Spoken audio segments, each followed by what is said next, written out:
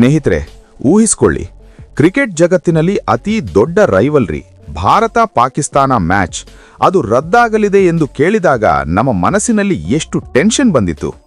Ticket book ಮಾಡಿಕೊಂಡವರು, TV ಮುಂದೆ set ಆದವರು, social ಮೀಡಿಯಾದಲ್ಲಿ ಟ್ರೋಲ್ ಪೋಸ್ಟ್ ಮಾಡಿದವರು ಎಲ್ಲರೂ ಒಮ್ಮೆಗೆ ಶಾಕ್ ಆದರು.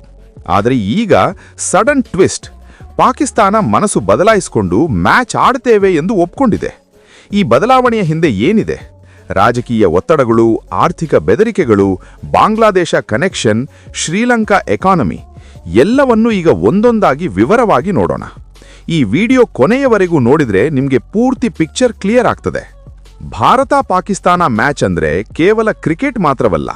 ಅಭಿಮಾನಿಗಳ ಭಾವೋದ್ವೇಗಗಳು, ರಾಜಕೀಯ ಟೆನ್ಷನ್ಗಳು, ರಾಷ್ಟ್ರೀಯ ಹೆಮ್ಮೆ ಕಲೆತ ಒಂದು ಮಹಾ ಡ್ರಾಮಾ. T20 ವರ್ಲ್ಡ್ ಕಪ್ ಶುರುವಾದಾಗಿನಿಂದಲೂ ಈ ಮ್ಯಾಚ್ ಸುತ್ತಮುತ್ತ ಎಷ್ಟೋ ಚರ್ಚೆಗಳು ನಡೆಯವು.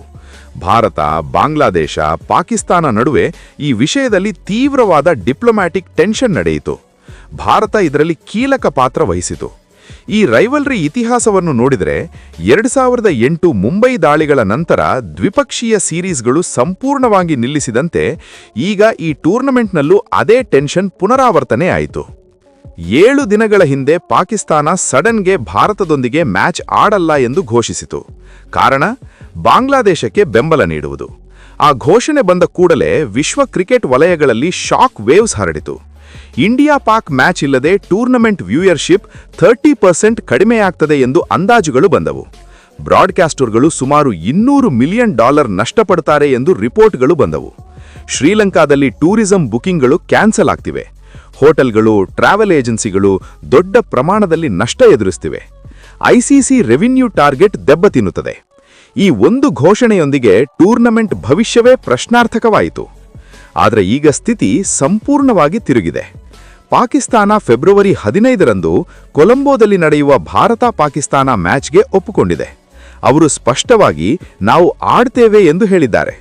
ಪಾಕಿಸ್ತಾನ ಪ್ರಧಾನಮಂತ್ರಿ ಶೆಹಬಾಜ್ ಶರೀಫ್ ಶ್ರೀಲಂಕಾ ಅಧ್ಯಕ್ಷರಿಂದ ಫೋನ್ ಬಂದಿತ್ತು, ಆ ಮಾತುಗಳನ್ನು ಕೇಳಿ ಒಪ್ಪಿಕೊಂಡೆವು ಎಂದು ಹೇಳಿದರು. ಮೊದಲು ಬಾಂಗ್ಲಾದೇಶ ಬೆಂಬಲಕ್ಕಾಗಿ ಬಾಯ್ಕಾಟ್ ಹೇಳಿ ಈಗ ಆ ನಿರ್ಣಯವನ್ನು ಬದಲಾಯಿಸಿಕೊಂಡರು. ಇಲ್ಲೇ ಇಂಟ್ರೆಸ್ಟಿಂಗ್ ಟ್ವಿಸ್ಟ್ ಶುರುವಾಗ್ತದೆ. 2 ವಾರಗಳ ಹಿಂದೆ ಬಾಂಗ್ಲಾದೇಶದಿಂದ ಒಬ್ಬ ಪ್ಲೇಯರ್ ಅನ್ನು IPLನಲ್ಲಿ ಕೋಲ್ಕತಾ ನೈಟ್ ರೈಡರ್ಸ್ ತೆಗೆದುಕೊಂಡಿತು. ಆದರೆ ಭಾರತೀಯರು ಬಾಂಗ್ಲಾದೇಶದಲ್ಲಿ ಅಲ್ಪಸಂಖ್ಯಾತರ ಮೇಲೆ ಹಿಂಸೆ ನಡೆಯುತ್ತಿದೆ ಎಂದು ತೀವ್ರವಾಗಿ ವಿರೋಧಿಸಿದರು.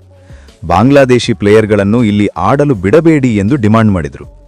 ಈ ಹಿಂಸೆ 2024ರಲ್ಲಿ ಶೇಖ್ ಹಸೀನಾ ಸರ್ಕಾರ ಪತನಗೊಂಡ ನಂತರ ತೀವ್ರ ಸ್ಥಿತಿಗೆ ತಲುಪಿತು. 2900ಕ್ಕಿಂತ ಹೆಚ್ಚು ದಾಳಿಗಳು ನೋಂದಾಯಿತು. ಕೊಲೆಗಳು, ದೇವಾಲಯಗಳ ಮೇಲೆ ದಾಳಿಗಳು ಇವೆಲ್ಲವೂ ಸೋಷಿಯಲ್ ಮೀಡಿಯಾದಲ್ಲಿ ವೈರಲ್ ಆಯಿತು. ಇದರಿಂದ ಭಾರತದಲ್ಲಿ ಭಾರೀ ಒತ್ತಡ ಹೆಚ್ಚಿತು. ಮುಸ್ತಫಿಜುರ್ ರಹಮಾನ್ ರಿಲೀಸ್ ಆದನು. ಬಾಂಗ್ಲಾದೇಶ ತಂಡದ ಸೆಕ್ಯೂರಿಟಿ ಕನ್ಸರ್ನ್ಗಳು ಹೆಚ್ಚಿದವು. ಇದರಿಂದ ಬಾಂಗ್ಲಾದೇಶ ಇಂಡಿಯಾದಲ್ಲಿ ಮ್ಯಾಚ್ಗಳನ್ನು ಆಡಬಾರದು ಎಂದು ಡಿಮಾಂಡ್ ಮಾಡಿತು. ಐಸಿಸಿ, BCCI, IPL ತಂಡಗಳಿಗೆ ಬಾಂಗ್ಲಾದೇಶಿ ಪ್ಲೇಯರ್ಗಳನ್ನು ತೆಗೆದುಕೊಳ್ಳಬೇಡಿ ಎಂದು ಸೂಚಿಸಿದವು. ಇದರಿಂದ ಬಾಂಗ್ಲಾದೇಶ ICC ಟೂರ್ನಮೆಂಟ್ನಿಂದ ಹಿಂದೆ ಸರಿದುಕೊಂಡಿತು. ICC ಬಾಂಗ್ಲಾದೇಶವನ್ನು ಸಂಪೂರ್ಣವಾಗಿ ತೆಗೆದು ಸ್ಕಾಟ್ಲ್ಯಾಂಡ್ ಅನ್ನು ಬದಲಿಗೆ ತೆಗೆದುಕೊಂಡಿತು. ಈ ನಿರ್ಣಯದಿಂದ ಬಾಂಗ್ಲಾದೇಶ್ ಕ್ರಿಕೆಟ್ ಬೋರ್ಡ್ ಸುಮಾರು $27 ಮಿಲಿಯನ್ ಆದಾಯ ಕಳೆದುಕೊಂಡಿತು. ಬಾಂಗ್ಲಾದೇಶ್ ಕ್ರಿಕೆಟ್ ಎಕಾನಮಿಗೆ ದೊಡ್ಡ ದೆಬ್ಬ ತಗುಲಿತು. ಈ ನಿರ್ಣಯ ಪಾಕಿಸ್ತಾನಕ್ಕೆ ತೀವ್ರ ದುಃಖ ಕೊಟ್ಟಿತು. ಪಾಕಿಸ್ತಾನ ಕ್ರಿಕೆಟ್ ಬೋರ್ಡ್ ಅಧ್ಯಕ್ಷ ಮೊಹಸೀನ್ ನಖ್ವಿ ಇದನ್ನು ರಾಜಕೀಯ ವಿಷಯವಾಗಿ ಮಾರ್ಪಾಡಿಸಿದರು. ಬಾಂಗ್ಲಾದೇಶವನ್ನು ಅವಮಾನಿಸಿದ್ದಾರೆ ಎಂದು ಬೆಂಬಲ ನೀಡುತ್ತೇವೆ ಎಂದು ಹೇಳಿ ಭಾರತದೊಂದಿಗೆ ಮ್ಯಾಚ್ ಆಡಲ್ಲ ಎಂದು ಘೋಷಿಸಿದರು. ಈ ಘೋಷಣೆಯ ಹಿಂದೆ ಪಾಕಿಸ್ತಾನ ಬಾಂಗ್ಲಾದೇಶದೊಂದಿಗೆ ಅಲಯನ್ಸ್ ಬಿಲ್ಡ್ ಮಾಡಬೇಕು ಎಂಬ ಸ್ಟ್ರಾಟಜಿ ಇದೆ. ಆದರೆ ಈಗ ಸ್ಥಿತಿ ಬದಲಾಗಿದೆ. ಪಾಕಿಸ್ತಾನ ಆಡುತ್ತೇವೆ ಎಂದು ಹೇಳಿದೆ. ಏಕೆಂದರೆ ICC ನೀವು ಆಡದಿದ್ದನೆ ದೊಡ್ಡ ಪೆನಲ್ಟಿ ಬರುತ್ತದೆ, ಆರ್ಥಿಕ ನಷ್ಟ ಭಾರೀಯಾಗಿರುತ್ತದೆ ಎಂದು ಎಚ್ಚರಿಕೆ ನೀಡಿತು. 2024ರಿಂದ 2027ರವರೆಗೆ ಪಾಕಿಸ್ತಾನಕ್ಕೆ ICC ರೆವೆನ್ಯೂ ಶೇರ್ನಲ್ಲಿ ಸುಮಾರು $144 ಮಿಲಿಯನ್ ಬರುತ್ತದೆ.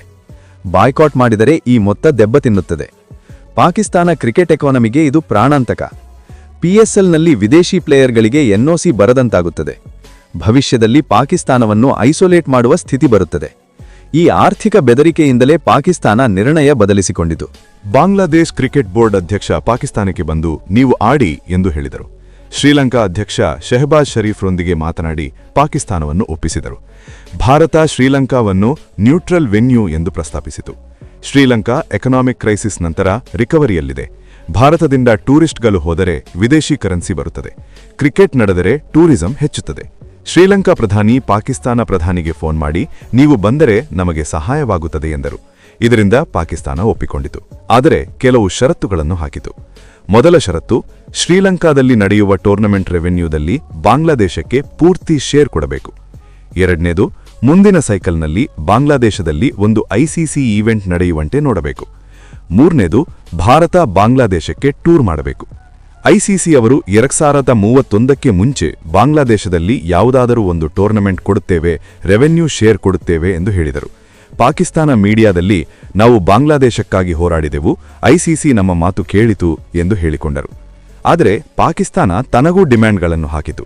ಐಸಿಸಿ ರೆವೆನ್ಯೂ ಶೇರ್ ಹೆಚ್ಚಿಸಬೇಕು, ಭಾರತ ಪಾಕ್ ದ್ವಿಪಕ್ಷೀಯ ಸೀರೀಸ್ ಮತ್ತೆ ಶುರು ಮಾಡಬೇಕು, ಮ್ಯಾಚ್ ಮುಗಿದ ನಂತರ ಹ್ಯಾಂಡ್ಶೇಕ್ ಸ್ಟ್ರಿಕ್ಟ್ಗೆ ಅಮಲು ಮಾಡಬೇಕು.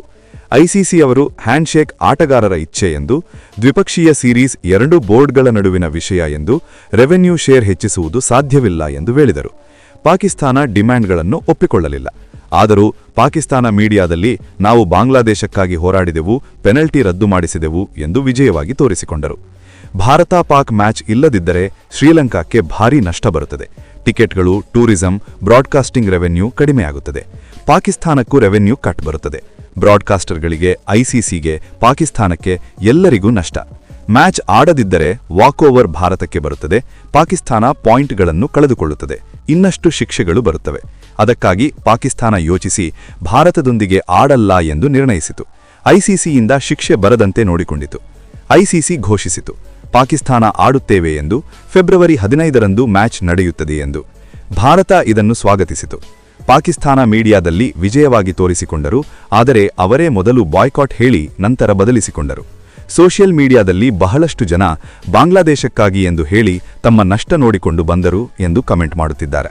ಭಾರತ ಫ್ಯಾನ್ಗಳು ಈ ಚರ್ಚೆಗಳೊಂದಿಗೆ ಕ್ರಿಕೆಟ್ ಆನಂದ ಅನುಭವಿಸಿದರು. ಬಿಸಿಸಿಐ ಈ ಸಂದರ್ಭದಲ್ಲಿ ಗೆದ್ದಂತೆ ಅನಿಸಿತು. ಶ್ರೀಲಂಕಾ ವಾಳ್ಗಳಿಗೆ ಒಂದು ಸಲಹೆ: ಲ್ಯಾಪ್ಟಾಪ್, ಮೊಬೈಲ್, ಪರ್ಸ್ ಬಹಳ ಚೆನ್ನಾಗಿ ಕಾಪಾಡಿಕೊಳ್ಳಿ. ಪಾಕಿಸ್ತಾನಿ ವಾಳ್ಗಳು ಬರುತ್ತಿದ್ದಾರೆ. ಭಾರತ ತಂಡ ಚೆನ್ನಾಗಿ ಆಡಿ ಗೆಲ್ಲಲಿ ಎಂದು ಆಶಿಸುತ್ತೇವೆ. ಕ್ರಿಕೆಟ್ ಅನ್ನು ಕ್ರಿಕೆಟ್ನಂತೆಯೇ ಆಡಬೇಕು. ಈ ವಿಡಿಯೋ ಇಷ್ಟವಾಯಿತು ಎಂದರೆ ಲೈಕ್ ಮಾಡಿ, ಸಬ್ಸ್ಕ್ರೈಬ್ ಮಾಡಿ, ಕಮೆಂಟ್ನಲ್ಲಿ ನಿಮ್ಮ ಅಭಿಪ್ರಾಯ ಹೇಳಿ. Thank you.